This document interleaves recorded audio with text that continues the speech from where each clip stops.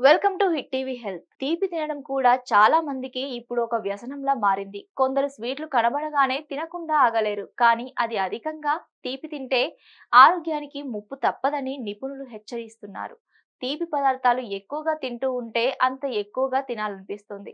బాగా తీపిని తినాలనిపిస్తుంది అంటే దానికి అడిక్ట్ అయినట్టే. తీపి రుచిని నాలుక మీది రుచి మొగ్గలు అడాప్ట్ చేసుకొని మళ్ళీ మళ్ళీ తినాలనిపించేలా చేస్తాయి. తీపి తీసుకోవడం వల్ల పెరిగే కొద్దీ రుచి మొగ్గలు దానికి అలవాటు పడి మరింత తీపిని పెంచితే కానీ రుచిని తెలుసుకోలేని స్థాయికి చేరుకుంటాయి.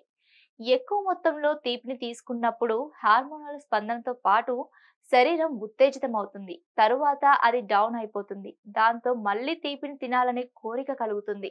రక్తంలో షుగర్ స్థాయిలో హెచ్చుతగ్గులు వచ్చి శరీరంలో శక్తిలో కూడా హెచ్చుతగ్గులు వస్తాయి. అలాగే మన మనోస్థితిలో కూడా తేడాలు వస్తాయి. దాంతో మన మానసిక స్థితిని స్థిమితంగా ఉండదు. మూడ్ స్వింగ్స్ ఉంటాయి. స్వీట్లు ఎక్కువగా తింటున్నామంటే అర్థం శరీరానికి అవసరమైన ప్రోటీన్లు, పీచుని తగినంత తీసుకోవడం లేదని. తీపి పదార్థాలు ఎక్కువగా తీసుకోవడం వలన కొంతమంది చర్మం మీద మొటిమలు, ర్యాషెస్ వంటి సమస్యలు కూడా వస్తాయి.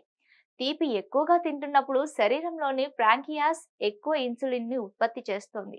ఇది రక్తంలోని గ్లూకోజ్ ని వివిధ అవయవాలకు చేరుస్తుంది. అప్పుడు అది శక్తిగా మారుతుంది. అందుకే ఎక్కువ తీపిని తిన్నప్పుడు ఇన్సులిన్ మరింత ఎక్కువగా ఉత్పత్తి కావాలి. ఈ దశలో శరీరం సాధారణ స్థాయిలో ఉన్న ఇన్సులిన్ కి స్పందించడం మానేస్తుంది. దాంతో శరీరం రక్తంలోని గ్లూకోజ్ ని వినియోగించుకోవడం సక్రమంగా జరగదు. మధుమేహానికి దారితీస్తుంది. షుగర్తో కూడిన ఎక్కువ క్యాలరీలు ఉన్న ఆహారం తినడం వలన ఇన్సులిన్ సరిగ్గా వినియోగించుకోలేని స్థితిలో శరీరం బరువు పెరుగుతుంది. ఇలా ప్యాంక్రియాస్ ఎక్కువ కాలం ఎక్కువగా ఇన్సులిన్ ని ఉత్పత్తి చేయాల్సి వస్తే అది మధుమేహానికి దారితీస్తుంది. లో బ్లడ్ షుగర్ ఉన్నవారు ఒక్కసారిగా తీపి పదార్థాలు ఎక్కువగా తింటే ఆ తేడా వలన మెదడు మందకోడిగా మారుతుంది. ఇక ఎక్కువ తీపి పదార్థాలతో నోటి బ్యాక్టీరియా పెరిగిపోయి పళ్ళు వేగంగా దెబ్బతింటాయి. ఇవి ఇవాల్టి హెల్త్ టిప్స్. మరిన్ని హెల్త్ టిప్స్ కోసం please do like, share and subscribe to hit TV health channel.